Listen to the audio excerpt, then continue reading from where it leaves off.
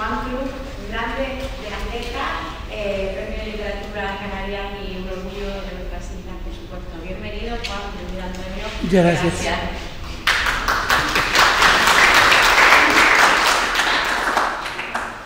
1200 pasos, dijo, ¿no? Vamos a ver si se lo saben. Muy bien. Buenas tardes a todos. Juan Cruz Ruiz, Puerto de la Cruz, 1948.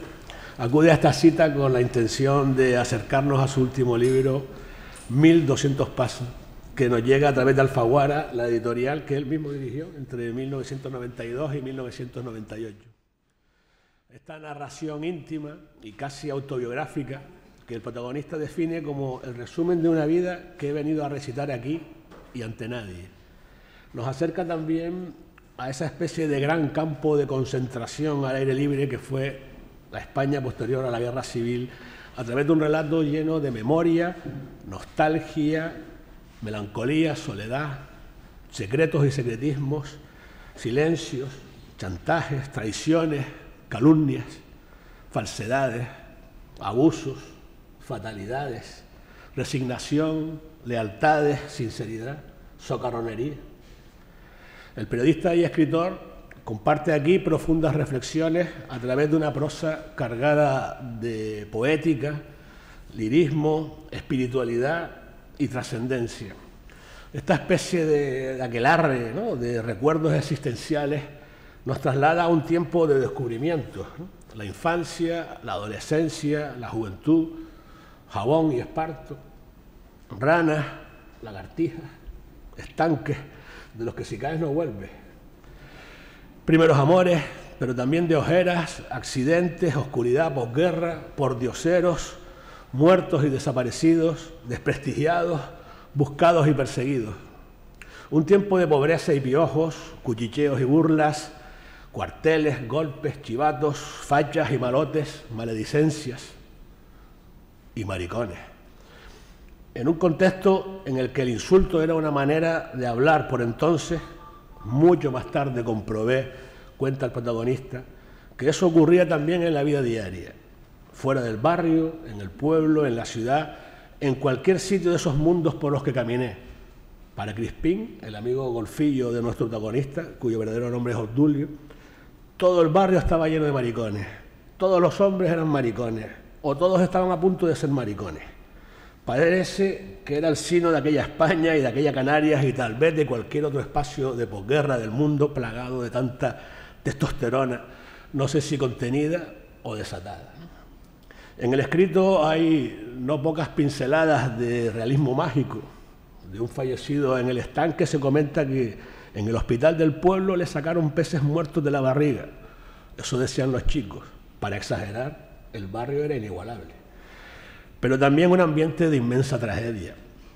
Las palabras delicadas y deliciosamente escogidas caen sobre el lector como una lluvia fina y gris, y a lo largo del texto se superponen sensaciones y sentimientos con hechos que ocurren y otros que sugiere que ocurrieron, y que a 1200 pasos de la casa a la que uno no sabe si algún día el protagonista terminará de volver, nos llevan hacia atrás y adelante y hacia los lados, haciendo que la historia surja a pellizcos, como una suerte de ligero rompecabezas, un traveling cinematográfico que evoca lugares y personajes que retratan una época tormentosa que es a la vez la transición de la niñez a la vida del joven y adulto en unos años terribles y el boceto de ese tiempo infame que arrasó con todo y con todos los que se vieron obligados a vivirlo.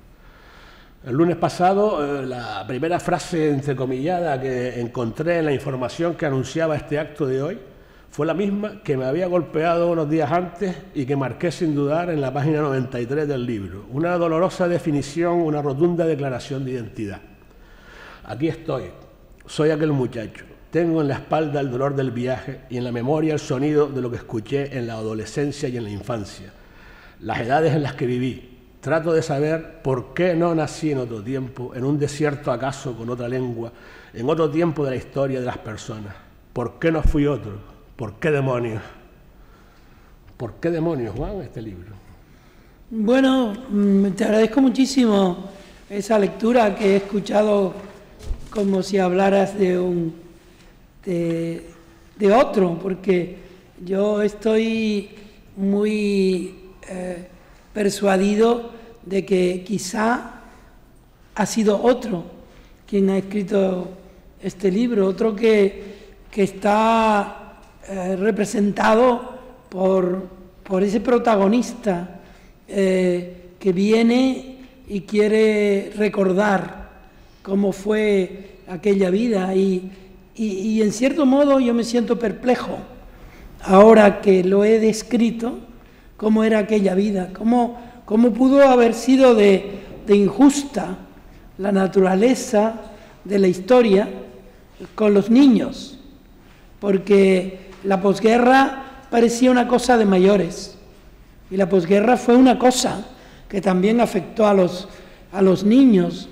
Cómo pudimos soportar la miseria, la burla, el descrédito de los pobres en una sociedad que no se conformaba con haber hecho la guerra y ganarla, sino que en cierto modo quería machacar la vida de no solo de los sobrevivientes que eran nuestros padres o nuestros abuelos, sino hacer difícil la vida de los muchachos, ponerles escuelas mal atendidas, lugares inhóspitos en los que los niños tenían que desarrollar su vida, burlas que se trasladaban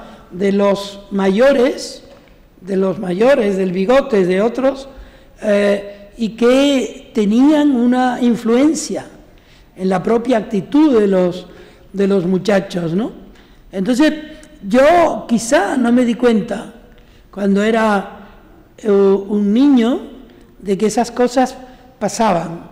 Me fui dando cuenta cuando escribí el libro. O sea, el libro para mí ha sido como una revelación, como si de pronto una persona que vive dentro de mí y que es un niño y que convive conmigo y que es verdaderamente un niño, estuviera contándome o diciéndome: no te olvides del estanque, no te olvides del maestro, no te olvides. Y este es un libro que me dice a mí: no te olvides. Vamos a hablar del protagonista, si te parece. ¿Quién es ese niño que a veces no tenía palabras o que descubría que las palabras no servían para aliviar las tragedias y que era el único que iba calzado en un barrio de descalzos y al que por eso llamaban el Lonas? Bueno, el libro tiene una alta carga de ficción en la que casi todo es realidad, pero a veces uno utiliza elementos que son propios o que tienen que ver conmigo mismo, pero que en realidad se refiere a la generalidad de los chicos, ¿no? La mayor parte de nosotros no sabía leer, tardamos mucho en saber leer. Escuchábamos los sonidos, el barranco, las lagartijas, las gallinas. Nosotros vivíamos interpretando sonidos, no sabíamos leer. Eso es algo que fue muy importante para nosotros. Yo tuve la suerte a los 8 o 9 años de que llegara a mi casa una radio, y la radio me ayudó a interpretar las palabras que escuchaba como sonidos que pudieran tener una sintaxis, ¿no?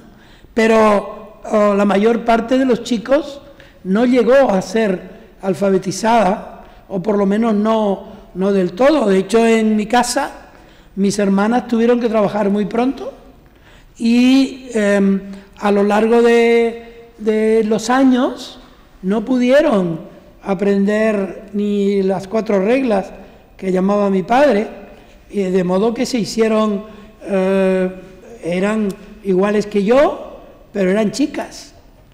Y mi hermano fue a un colegio cuando mi padre tenía dinero, pero luego yo tuve que ir de becario y mis hermanas hicieron el graduado escolar cuando tenían 50 años o 60, pero ese era el barrio. El barrio era como una especie de depósito de desagrado por parte de la sociedad vencedora hacia los que éramos pobres. Y entonces yo lo que he querido contar es que esa historia no me corresponde a mí, corresponde a los chicos del barrio. Pero los chicos del barrio estaban también en cualquier sitio de Canarias o en cualquier sitio del sur de España, sobre todo en algunos lugares o muchos lugares de Galicia, etcétera. Lo que yo me he dado cuenta ahora, con las preguntas que tú mismo me haces o que me han hecho en otros lugares y que yo mismo me hago, es que nosotros vivimos esa posguerra como niños desamparados en todas partes, no solo en Canarias y no solo en mi barrio. Hablaremos del barrio y de los niños, si te parece, pero ese niño es alguien que sostiene que entonces no se sabía vengar, porque el sol de su infancia le privó de todo resentimiento, y que inventaba palabras, porque era incapaz de otra cosa. Más adelante se convierte en el muchacho que se ha ido tras los diversos incendios que causaron el tiempo y la desgracia. ¿Cómo cambiaron, ¿no?, esos muchachos? Bueno, los muchachos cambiaron, todos fueron a trabajar. Prácticamente todos fueron a trabajar.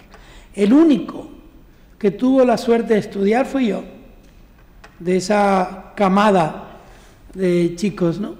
Y eso también me daba a mí la responsabilidad de ser el testigo, el que escribiera esa experiencia. ¿Por qué tardé tanto en escribirla? Es algo que a veces me lo pregunto, pero quizá porque no estaba preparado para contarlo y porque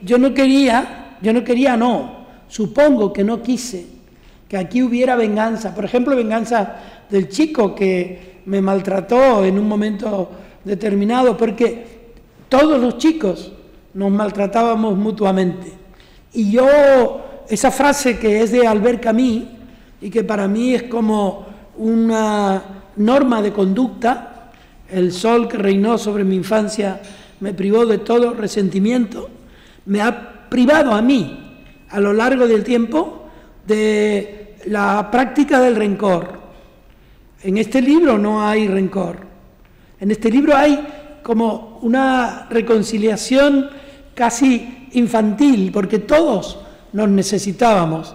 El chico, digamos, maltratado, enseguida se pone a jugar con el chico que lo maltrató. Eso no es solo un hecho novelístico o un hecho literario, eso es también una voluntad.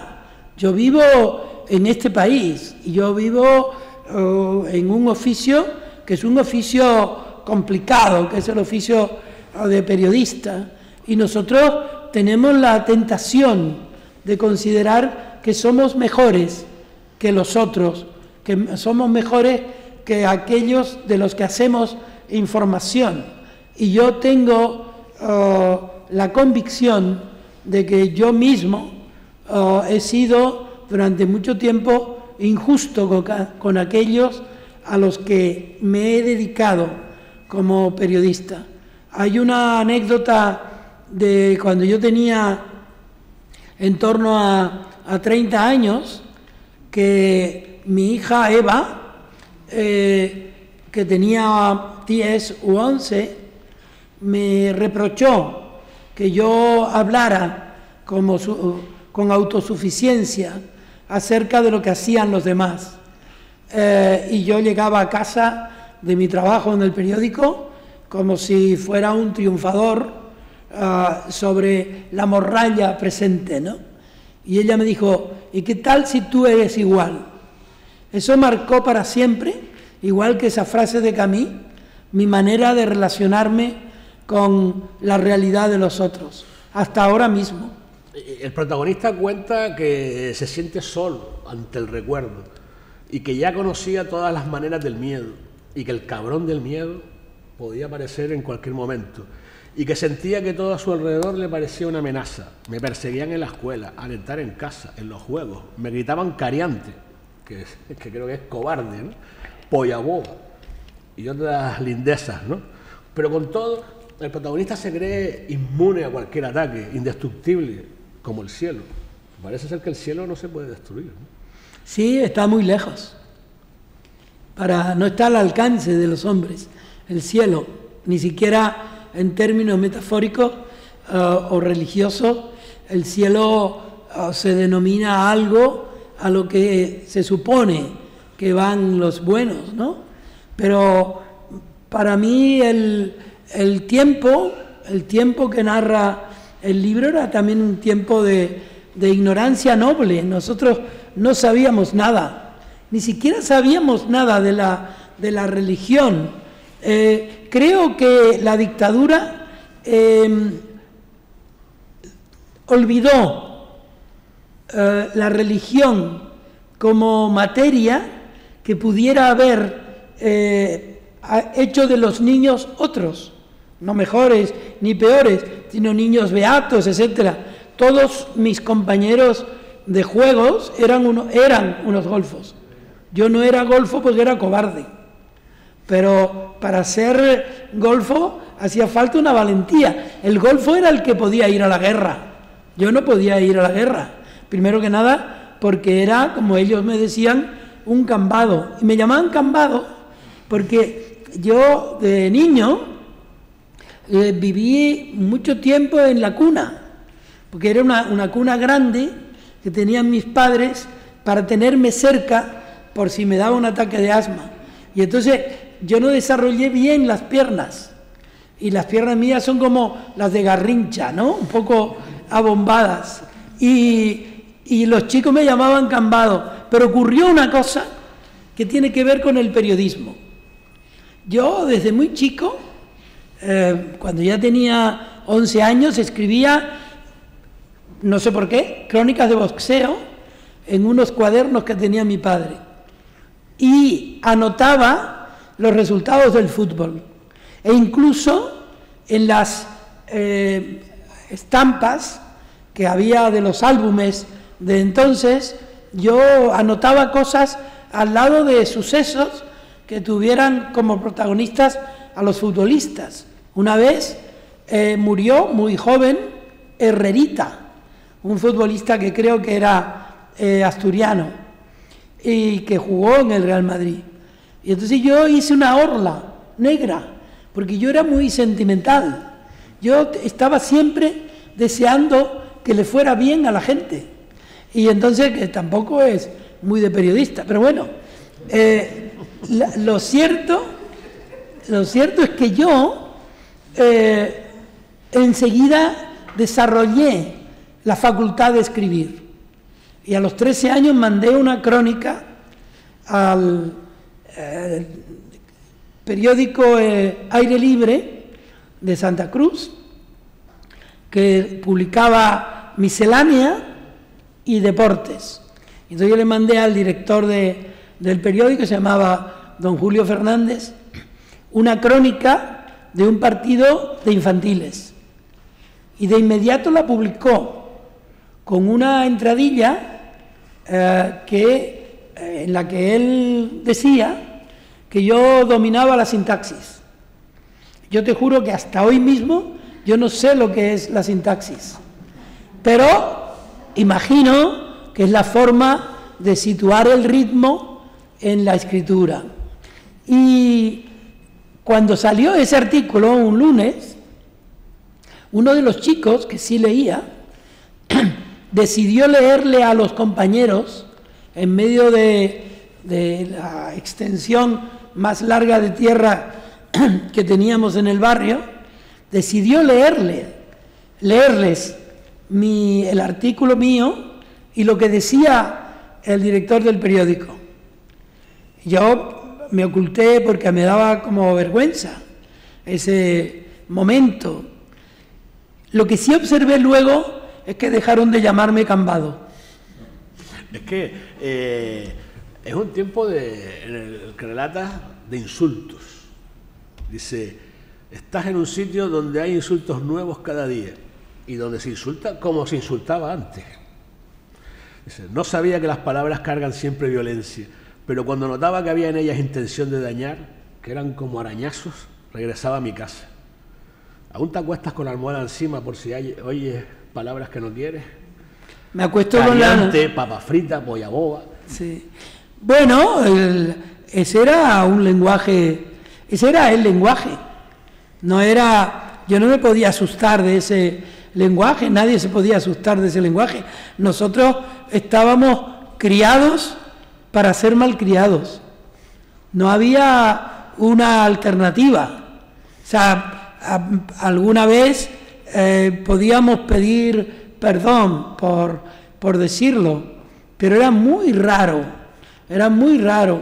Había como una sensación en el aire de que la violencia de la que venía la sociedad era una violencia que también nos afectaba a nosotros, y nosotros debíamos estar poseídos por esa violencia.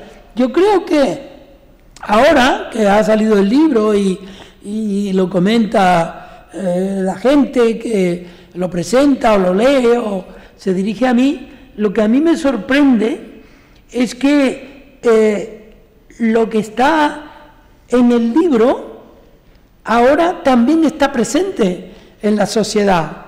La sociedad, hay personas en la sociedad española de hoy y en la sociedad específicamente canaria del inmediato pasado, que reclama, por ejemplo, que los niños, por ejemplo, los niños no acompañados, sean invitados a desaparecer del mapa.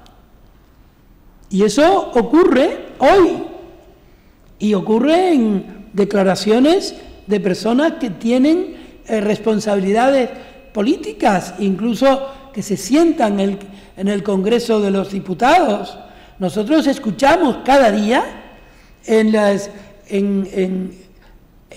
altas instancias del Estado, en el Parlamento, por ejemplo, pero también en los medios de comunicación, burlas de aquellas personas o incriminaciones de aquellas personas que son homosexuales o comunistas, que nosotros hicimos la transición, denostada por una parte importante de la reciente política española, hicimos ese periodo. Lo hicimos porque nosotros estábamos presentes cuando eso ocurría. Yo ya era un periodista, ¿no?, con ciertas responsabilidades, para que se acabara la discriminación partidaria, política. Por ejemplo, para que se aceptara que ser comunista no era ser asesino de Dios, ¿no?, sino que era una manera legítima de estar en el compromiso político o sociológico. Y ahora se llama, por ejemplo, a la coalición presente del gobierno social comunista, pero no con el propósito de describir, sino de descalificar, como si ser comunista fuera otra vez razón para la persecución. El caso de los homosexuales, yo traigo a colación una anécdota que no fue una anécdota, que fue muy grave en la sociedad porque fue un aviso terrible, cuando la policía, o bien la policía ciudadana que había en la posguerra, es decir, la gente que delataba para que hubiera castigos, decidió detener a unos muchachos, maltratarlos, porque estaban ejerciendo su... En el Pinocho, o sí, en el Pinocho, en el camión, en la huerta, o en la guagua. Y esa guagua dejó de existir, e incluso dejó de existir la matrícula. que yo he adoptado como el número que utilizo para mi tarjeta de crédito. Juan, hablemos de la madre, ¿no? La madre se dibuja como un faro de luz, consejera en los malos momentos con los amigos, no pasa nada, cosas de chicos, mándalos al carajo, pero amigos tienes que hacer, sostienen. O cuando estallan la cara del protagonista contra el muro y siente aquel resplandor, lo terrible, lo inevitable, ¿no? Y recuerda a la madre que acude al rescate como algo que ocurre en un tiempo de héroes, el instante mismo en que se padeció miedo y de pronto la luz vino en su auxilio. El faro, la luz, como digo, es la madre. En mi caso lo fue. En el caso del libro, esa no es mi madre, ni el hombre que la acompaña es mi padre.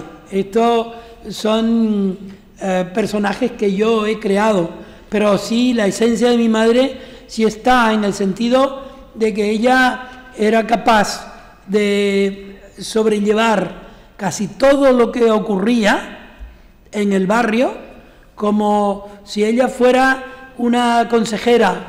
Piensa que en aquel entonces había muy pocos teléfonos en los barrios y en las ciudades, ¿no? Pero en mi casa había un teléfono que durante un tiempo fue como el confesionario del barrio. Venía la gente y mi madre les aconsejaba, mi madre recibía a las costureras. Mi casa era como la ONU, ¿no? La ONU de los pobres, que también deben tener una ONU o incluso una OTAN, ¿no? Y yo fui aprendiendo de todo aquello. Mi madre y las mujeres se reunían para dos cosas.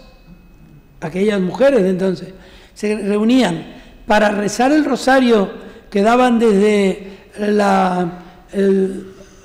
el monasterio de la Candelaria en Candelaria y para contar chistes verdes. Y yo aprendí allí todos los chistes verdes, incluidas algunas remamas, como decía ella, que eran muy divertidas y que luego ella declaró que jamás las había dicho. Por ejemplo, este es muy bueno, que es la iniciación a saber de qué se contiene el cuerpo en relación con el sexo. Mi madre decía, para explicar los distintos ámbitos de ese misterio, el coño es una maceta donde se planta el carajo, y si no retoña el gajo, dale parte a la puñeta. Eso era lo que yo iba aprendiendo. Esta madre que nos ocupa en el libro vigila, ¿no? No se metan con el chico que estoy mirando, ¿no? Pero también apoya, ¿no? Para que el protagonista no desfallezca. Parece que estás mejor, no te acobardes. Y apoya también al muchacho en los momentos de enfermedad o de desazón, ¿no? Dice, las ojeras se quitan llorando. Dice, duérmete ya, muchacho. Las noches se hicieron para dormir. Con lluvia no vayas a ningún sitio. Los pulmones son como un charco y si llueve se te inundan. Y a mí esto me recuerda a ti y a mí, que somos asmáticos, ¿no? Y fuimos niños asmáticos. Yo soy más asmático que tú. Bueno, la sacamos aquí. Hay categoría, hay categoría. Dice, no sé si eso tiene que ver con el chico lisiado del que se burlaban los otros del libro. El chico de las heridas te va a llamar. ¿Cómo vivía tu madre, la de verdad, todos esos años que tuvimos que estar más bien en casa? Mi madre, hay cosas que yo no cuento porque no forman parte de la ficción que yo fui asumiendo que tenía que ser el libro, ¿no? Pero yo recuerdo la única vez que vi a mi madre verdaderamente indignada y que salió como en mi defensa de una manera que yo entonces no comprendí, pero asumí, y que supongo que tiene muchas maneras de ser explicada. Mi hermano era muy habilidoso y hacía camiones con vergas. Aquí es el único sitio de España donde yo puedo decir camiones con verga, porque la gente sabe lo que son las vergas. Que por cierto, mi madre al teléfono lo llamaba hablar por las vergas, por cierto. Bueno, hablar por teléfono era hablar por las vergas. Pues mi hermano me hizo esto como un regalo de Reyes, que era todos los años el mismo regalo de Reyes, pero el mismo camión. El mismo camión era el regalo. Bueno, y entonces un chico del otro lado del barrio me dio 4 pesetas por el camión. Y mi madre se indignó. Ella consideraba que aquel camión o valía más o era un símbolo mayor. Y fue a la casa del chico y se trajo el camión. Yo nunca había visto a mi madre tan enfadada. Y para mí, tan enfadada, tan indignada. Enfadada es poco. Y esa indignación, mira, casi todas las cosas que nos pasan en la infancia e incluso en la adolescencia, luego alcanzan una categoría de metáfora de la vida. Te enseña a no hacer tú aquello que un día te perjudicó. Y yo creo que eso es yo he vivido muchos ejemplos, en casa, en el barrio, también en el pueblo, ¿no? Yo cuando ya tenía uso de razón y ya escribía en ese periódico, pero era muy chico, fui al ayuntamiento a pedir una beca para estudiar. Yo tenía la percepción de que yo tenía que estudiar y mi madre lo asumía, ¿no? Lo asumía mi madre. Mi padre siempre fue, como generalmente los hombres, muy atolondrado. Una vez me fue a buscar a la universidad y me buscó en química. Pero bueno, yo fui al ayuntamiento y el alcalde, que era uno de aquellos vencedores, Felipe Machado del Hoyo, le preguntó a Lugier, dice, ¿qué hace aquí este chico? Y dice, viene a buscar una beca, o a pedir una beca. Dice, dígale que el alcalde no reciba por dioseros. Y eso que parece un accidente, una anécdota que no tiene importancia, eso tiene una enorme importancia en esa edad, porque tú no estás acostumbrado a que te digan lo que eres, o a que te digan, como él lo dijo, lo que él decía que yo era, porque todos los chicos éramos ese pordiosero. Tú sabes que la madre del protagonista tiene una implacable premonición, ¿no? Lo derribarán todo, no quedará nada, no habrá algún día piedra sobre piedra, un día se va todo y tú lo verás yéndose, así que vete y no vuelvas más, ¿no? No sé si te lo decía que fueras a ese colegio mayor para que luego fueras al día o que luego estuvieras en esa pensión de cucarachas infame que tenía cerca del periódico para ir a trabajar. Luego aparece el padre, ¿no? El padre es un personaje más discreto, abrumado, desolado, apagado por el ambiente de una posguerra asfixiante en el que uno no puede ser lo que era y tampoco puede ser nada porque no hay opciones, ¿no? A mí lo que me extraña es cómo es eso de que el padre fue llevado voluntario a la guerra. ¿Cómo es que a la guerra te mandaban voluntario? Sí, bueno, es una paradoja. Pero eso ocurría. Mi padre, sin embargo, no fue a la guerra. Pero este padre como, sí, al que nos referimos. Sí, porque todo era obligatorio. También lo voluntario era obligatorio. Y entonces, la dictadura, ahora hay procesos de blanqueo de la dictadura, pero la dictadura fue muy implacable, pero no hacia arriba, hacia abajo. Yo estos días he pensado mucho en la guerra de los niños, ¿no? La guerra de los niños y la guerra de los pobres. Es un momento... Pero yo te quería decir lo de... Antes decías tú que mi madre, en el caso de... Vete y no vuelvas más. Sí, pero ella nunca dijo eso. Hay maneras de hablar de las madres. Pero decía eso, creo que también, o por lo menos en el libro lo dice en el sentido de que vayas a vivir tu vida. Sí, pero ella no dijo eso, pero sí hizo una cosa. Jamás dijo que no lo hiciera, porque ella tenía miedo a que me pasara cualquier cosa. Imagínate ese chico que lo tenían entre algodones o alcanfor, que se va de pronto a la laguna, que es la cuna del frío, como decía ella. Y ella aceptó todo eso, porque ella, yo creo que tenía como un presentimiento, me veía todo el día a leer y todo el día estudiando, etcétera. Ella consideró que ese era mi porvenir y tuvo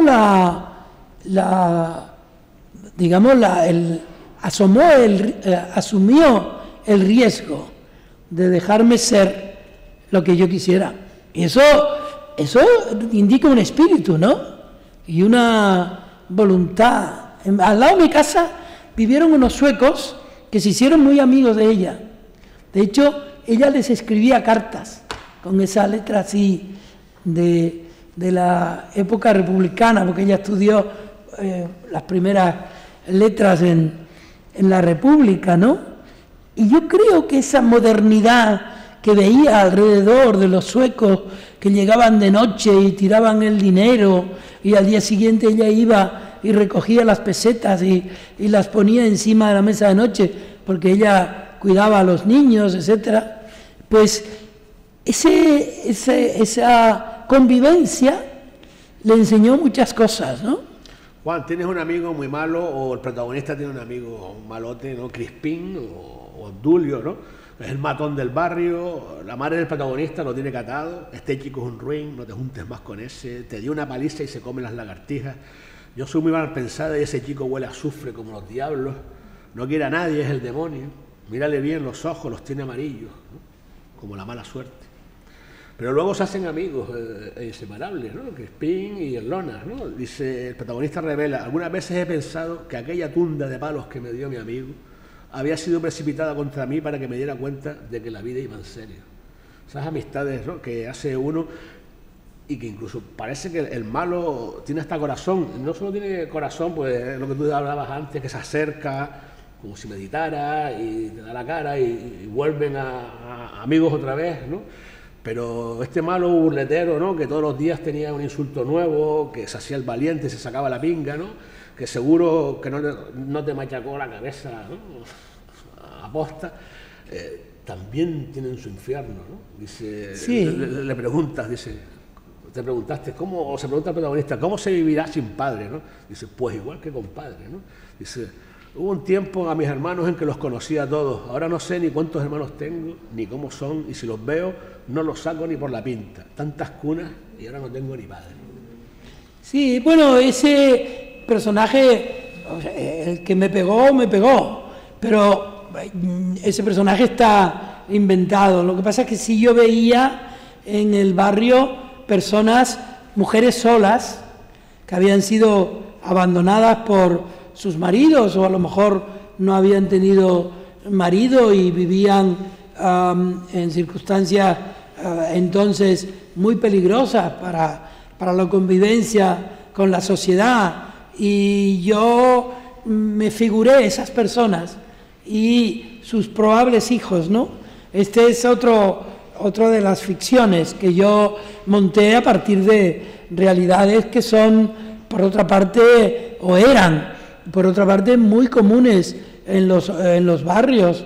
La gente estaba muy sola y había gente radicalmente sola, y muchas veces esas personas eran mujeres. Los hombres tenían otras salidas. Los hombres eran machotes. Y los niños, los otros que no seguían la vereda de la golfería, todos que además, el cambao, el cernícalo, el calzones cagados, el paloma, ¿no? Dice, lonas, ¿no? Dice, todos teníamos nombres de algún antepasado o de algún defecto, ¿no? Dice, eso era muy común en la época. Pero también, ¿a qué se dedicaban? ¿Qué es lo que hacían en ese entorno hostil, ¿no? Hablas de un muro donde se reúnen y está coronado por cristales, ¿no? Donde te hacen daño en los dedos, ¿no? Te hacen sajadas, ¿no? ¿A qué se dedicaban, ¿no? Los niños jugaban con la naturaleza, con su propia naturaleza, pero también con los lagartos, había expertos en matar lagartijas y de lanzarles piedras. Nos tirábamos piedras, jugábamos al fútbol. Oye, éramos chicos muy modernos, teníamos todo tipo de distracciones. Se dedicaban a la búsqueda de cacharros inservibles. Sí, bueno, pero perdona, eso era un trabajo importante. Yo tuve 2 trabajos iniciáticos o iniciales. Uno era la chatarra. Yo tenía un tío en la Orotava a la que le llevábamos chatarra, nos pagaba poco. Luego yo y otros compañeros pelábamos cañas para los voladores, eso también era... y luego me gustaba mucho ayudar a hacer las planchas de las casas, las planchas de las construcciones, sí. Y yo, eso era un trabajo que me fascinaba, ¿no? Hacer de pronto de nada un techo, ¿no? Y lo que pasa es que no me pagaban. Y siempre iba a decir, ¿por qué le pagan a estos y a mí no? Dice, porque a ti no te hemos llamado. Eso lo recuerdo perfectamente, ¿no? Pero también, cuando se hacen un poco más mayores, dice, nos pagaban dinero por ayudar en las obras y algunos llevábamos lonas, vestidos de drill y hacíamos cosas estafalarias, los domingos, por ejemplo, no sé, como ver las películas vueltos del revés. Sí, eso ver sí. las películas vueltos del revés. Eso lo hice alguna vez. ¿De dónde sacas eso? Bueno, porque queríamos ser distintos. Cuéntale qué es lo que es ver las películas al revés. No, porque me sentaba en contra de la pantalla. No, porque yo en un tiempo trabajé también los sábados cuidando los hijos del que me dio el primer empleo remunerado de mi vida, que era en Hernández Hermanos, que es una empresa de venta de coches que ya no existe. Entonces, aquel hombre me dijo una vez si yo podía llevar a sus hijos al cine. Y yo lo llevaba al cine. Me pagaban muy poquito, pero yo lo llevaba al cine. Y como las películas las veía tantas veces, a veces me ponía, los chicos miraban a la película y yo miraba para el otro lado donde estaban los espectadores. Pues una extravagancia. Lo que sí es cierto es que yo aprendí mucho de esa época, ¿no? Y lo que es curioso en la vida también es que al cabo del tiempo una de esas personas, niños, que yo llevaba al cine, se convirtió en política y es Carolina Vescanza. Así es la vida. Un día se lo conté y ella se emocionó mucho de recordarlo, ¿no? Pero claro, ella no me recordaba a mí, porque generalmente no mira a la gente que la acompaña. Vamos a llegar a 2 personajes definitivos, ¿no? Uno es el maestro, ¿no? Esa época posfranquista, con la guerra perdida, ¿no? Los maestros, ¿no? Más adelante supe que ese hombre peludo y silencioso, escurridizo como un perro doméstico que en la escuela parecía un bondadoso sacerdote laico, había sido un guerrillero republicano, quizás comunista, escapado primero de la guerra y luego del exilio, así que había vuelto a España y había recibido ayuda para simular, en lugar tan lejano, que su oficio de magisterio no había sido anulado por las leyes de quienes, a partir del fin de la guerra, hicieron, eso decía mi padre, machuca y limpia con la hacienda y los valores de quienes habían perdido, ¿no? ¿Qué tenía el franquismo y los franquistas contra los maestros? Depurados, apartados, perseguidos, fusilados, aniquilados. Tenían lo esencial. La educación siempre fue, o la enseñanza siempre fue piedra de toque de los odios de la dictadura. Hoy mismo, aquellos que añoran un país dictatorial se burlan sobre todo de los educadores. E incluso ahora mismo hay una polémica triste porque este partido político que está en la mente de todos está tratando de impedir que a los chicos se les enseñe sexualidad, ¿no? Y eso que parece, hace algún tiempo no hubiera extrañado, ahora extraña, porque es evidente que la educación sexual forma parte de las obligaciones de la sociedad para con sus muchachos y sobre todo con respecto a niños que pueden ser objeto de abusos y de acoso. El conocimiento, ya en términos más generales, es fundamental para vivir en libertad. No en la libertad que se llama así para explicar que uno es libre. La libertad es con mayúsculas. Esa libertad de la que se presume en algunos ámbitos políticos, no es la libertad de la sociedad. Es la libertad para comprar, es la libertad para ir de rebajas, es la libertad para tomar cerveza o cañas en Madrid. La libertad es una cosa muy seria. La libertad es la libertad de enseñanza, es la libertad de juntarse, es la libertad de ser seres humanos plenos en contra de aquellos seres humanos que se quieren handicapados, ¿no?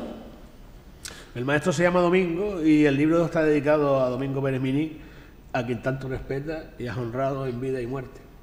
Sí, bueno, don Domingo es para mí un símbolo de la España republicana que quiso ser culta y quiso ser, digamos, letrada, ¿no? La España en la que mi madre aprendió a leer y a escribir, cosa que no pudieron hacer sus hijas.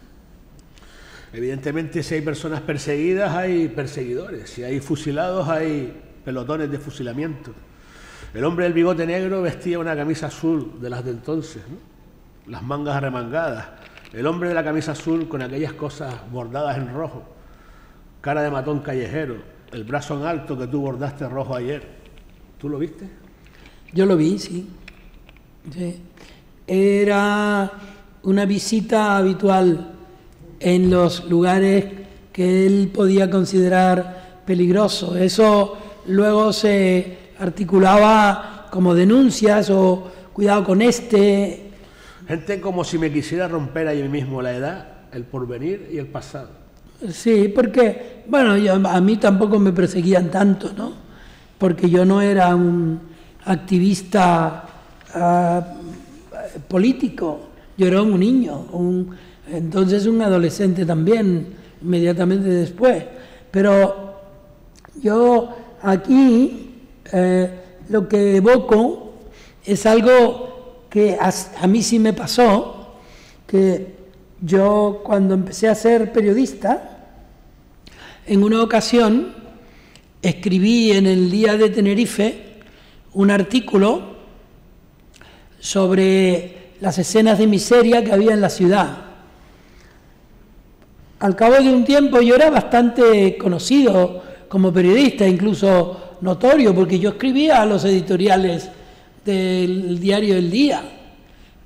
Yo tenía, bueno, me confiaba mucho en mí el director y me dejaba solo en su despacho haciendo esos editoriales. Y yo siempre decía, ¿cuánto tengo que escribir, don Ernesto?, que era el director.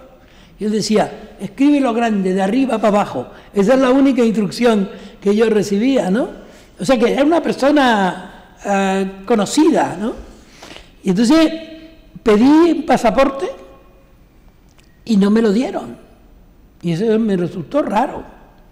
Y entonces, al cabo de muchos años, un amigo de León hizo una investigación sobre ese gobernador civil para hacer una biografía encargada. Y él tuvo acceso a las cartas del gobernador civil. Y una de las cartas era a la Dirección General de Seguridad diciendo que me negaran el pasaporte porque yo había escrito el adjunto artículo sobre la miseria en Santa Cruz. Una persona que escribe esto no merece viajar fuera de España. Fíjate tú lo que es la vida, la exageración terrible de ese tiempo, ¿no? Pero estos tipos tienen un entorno del que surgen y que les ampara, ¿no? Y no solo desde arriba, sino lo que resulta muchas veces peor, ¿no? A los lados, sí, ¿no? claro. Dice, en ese lugar que retratas, dices, la cobardía era más fuerte que las malas noticias. Te pegaban por cualquier cosa, las riñas eran la tarde de los sitios, los dedos señalaban. Y claro, esa baba de maldad, ese cuchicheo propio de la maldad, marcó nuestros primeros años, ¿no? Es un sitio donde las listas resultaban interminables, ¿no? Dice, apuntaron también a los que iban con abrigo. ¿Con qué abrigo? Si era julio. Dice, no pasaba nada sin que alguien hiciera cada día una crónica de lo que no había visto, para asesinar así de palabra y obra a unos y a otros, y sobre todo para matar de maledicencia a los enemigos marcados en rojo. ¿No recuerda lo que pasa ahora? Sí, recuerda bastante, pero ahí esa es una evocación de algo que ocurrió nada más morir Franco.